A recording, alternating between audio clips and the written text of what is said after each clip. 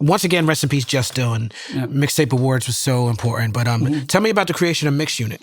You know, being a mixtape DJ, building a big mixtape following and starting to like really like smash the streets.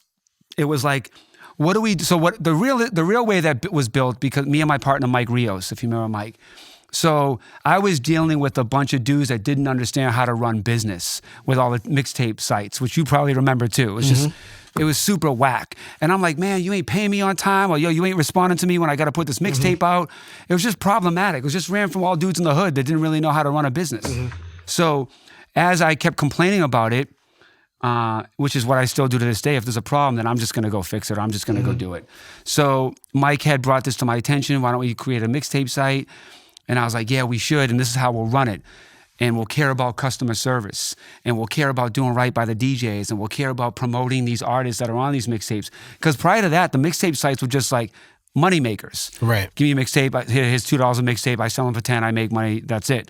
So we decided to build that and just become the Mecca one-stop shop for all mixtapes. And Mix Unit was so big, it made $5 million its first year. Wow. And it was so big, it knocked a lot of the other mixtape sites like off the map. One being my boy Q, who had a mixtape site. And he was like, yo, what am I gonna do now? Fuck y'all, man. Like, Mix Unit's so big, I can't do this shit no more. And I was like, bro, here's what you should do. You should aggregate all the videos of all the shit that goes on in the streets. Like all the club fights, all the just debauchery that goes on in the hood and in the streets, and put it on one website. Every fucking white kid in the world will watch that website. And then that was WorldStar Hip Hop. Oh, so this is your fault?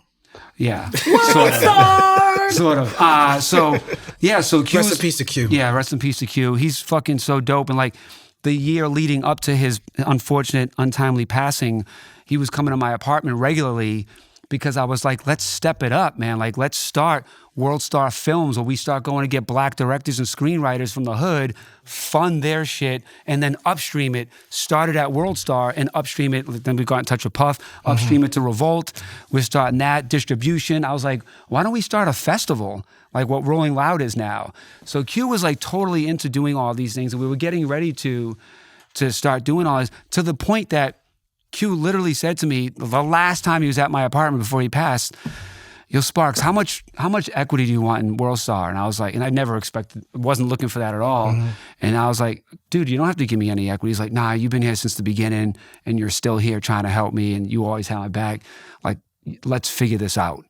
But like, just to show his heart, how like he was so giving and caring that I didn't ask for it. He didn't need to give it to me. But the fact that he was like, let me give you a piece of WorldStar, you know what I mean? And then obviously that didn't none of the things we talked about panned out, but yeah, Q was a great dude, man. Yeah.